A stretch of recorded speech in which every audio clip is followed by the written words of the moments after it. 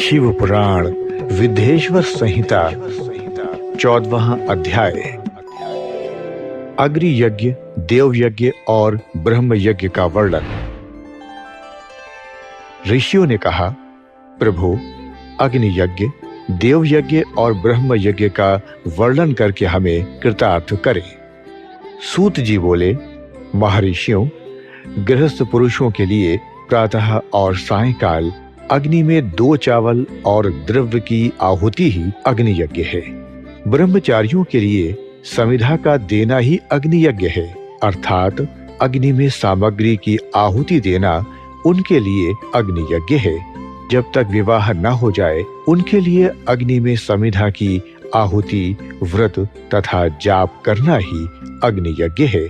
द्विजों, जिसने अग्नि को विसर्जित कर उसे अपनी आत्मा में स्थापित कर लिया है, ऐसे वानप्रस्थियों और सन्यासियों के लिए यही अग्नि यज्ञ है कि वे समय पर हितकर और पवित्र अन्न का भोजन कर लें।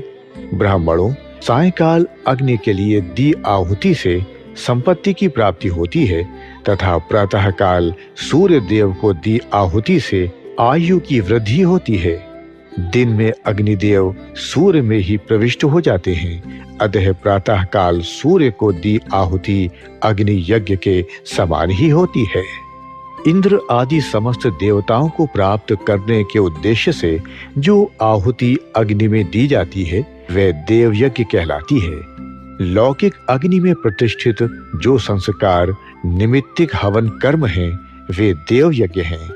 देवताओं को प्रसन्न करने के लिए नियम से विधि पूर्वक किया गया यज्ञ ही देव यज्ञ है। वेदों के नित्य अध्ययन और स्वाध्याय को ब्रह्म यज्ञ कहते हैं। मनुष्य को देवताओं की तृप्ति के लिए प्रतिदिन ब्रह्म यज्ञ करना चाहिए। प्रातः काल और सायंकाल को ही इसे किया जा सकता है। अग्नि के बिना देव यज्ञ कैसे होता है, इसे श्रद्धा और आदर से सुनो।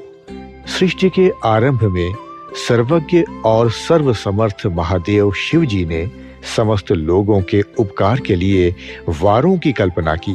भगवान शिव संसार रूपी रोग को दूर करने के लिए वैद्य हैं, सबके ज्ञाता तथा समस्त औषधियों के औषध हैं।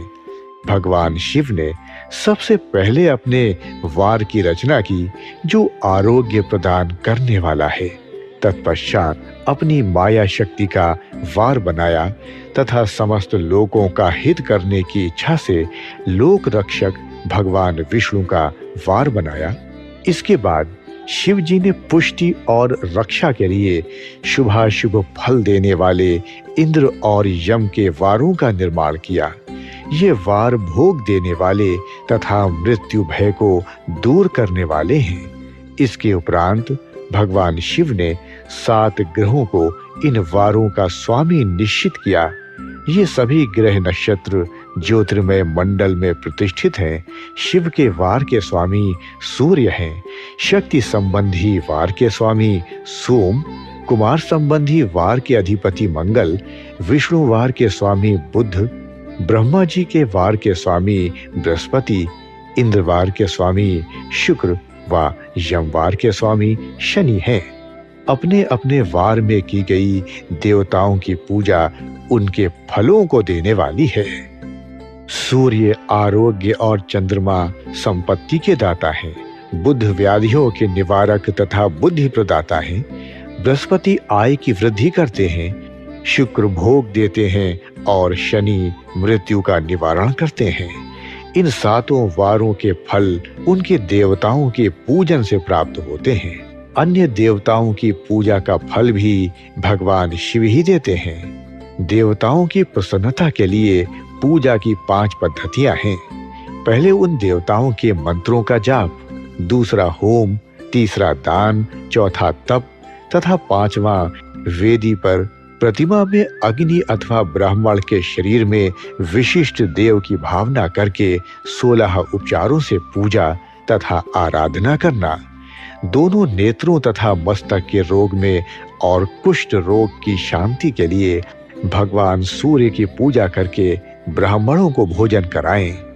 इससे यदि प्रबल प्रारब्ध का निर्माण हो जाए तो जरा एवं रोगों का नाश हो जाता है। इंद्रदेव के नाम मंत्रों का जाप वार के अनुसार फल देते हैं। रविवार को सूर्य देव व अन्य देवताओं के लिए तथा अन्य ब्राह्मणों के लिए विशिष्ट वस्तु अर्पित करें। ये साधन विशिष्ट फल देने वाला होता है तथा इसके द्वारा पापों की शांति होती है। सोमवार को संपत्ति व लक्ष्मी की प्राप्ति के लिए लक्ष्मी की पूजा करें तथा पत्नी के साथ ब्राह्मणों को घी में पका अन्न भोजन कराएं। मंगलवार को रोगों की शांति के लिए काली की पूजा करें। उड़द, मूंग एवं अरहर की दाल से युक्त अन्न का भोजन ब्राह्मणों को कराएं। बुधवार को दधि युक्त अन्न से भगवान विष्णु का पूजन करें। ऐसा करने से पुत्र मित्र की प्राप्ति होती है। जो दीर्घायु होने की इच्छा रखते हैं वे बृहस्पतिवार को देवताओं का वस्त्र, यज्ञोपवीत तथा घी मिश्रित खीर से पूजन करें। भोगों की प्राप्ति के लिए शुक्रवार को एकाग्र चित्त होकर देवताओं का पूजन करें और ब्राह्मणों की तृप्ति के लिए षडस युक्त अन्न दें। स्त्रियों की प्रसन्नता के लिए सुंदर वस्त्र का विधान करें। शनिवार अपमृत्यु का निवारण करने वाला है। इस दिन रुद्र की पूजा करें। तिल के होम व दान से देवताओं को संतुष्ट करके ब्राह्मणों को तिल मिश्रित भोजन कराएं। इस तरह से देवताओं की पूजा करने से आरोग्य एवं उत्तम फल की प्राप्ति होती है।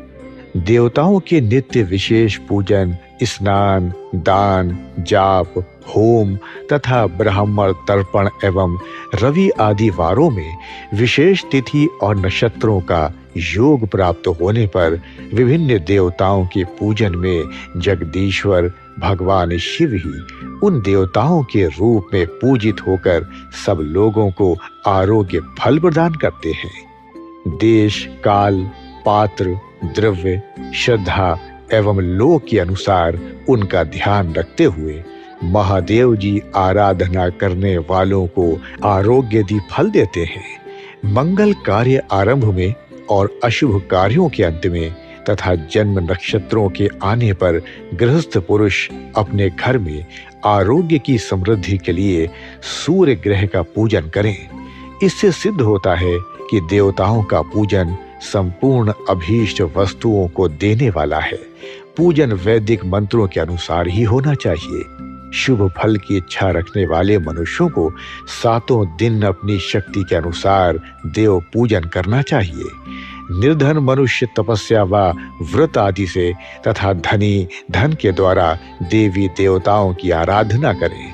जो मनुष्य श्रद्धा पूर्वक इस तरह के धर्म का अनुष्ठान करता है वह पुण्य लोक में अनेक प्रकार के फल भोग कर पुनः इस पृथ्वी पर जन्म ग्रहण करते हैं। धनवान पुरुष सदा भोग सिद्धि के लिए मार्ग में वृक्ष लगाकर लोगों के लिए छाया की व्यवस्था करते हैं और उनके लिए कुएं बावली बनवाकर पानी की व्यवस्था करते हैं। वेद शास्त्रों की प्रतिष्ठा के लिए पाठशाला का निर्माण या अन्य किसी भी प्रकार से धर्म का संग्रह करते हैं और स्वर्ग लोक को प्राप्त होते हैं। समय अनुसार पुण्य कर्मों के परिपाक से अंतःकरण शुद्ध होने पर ज्ञान की सिद्धि होती है।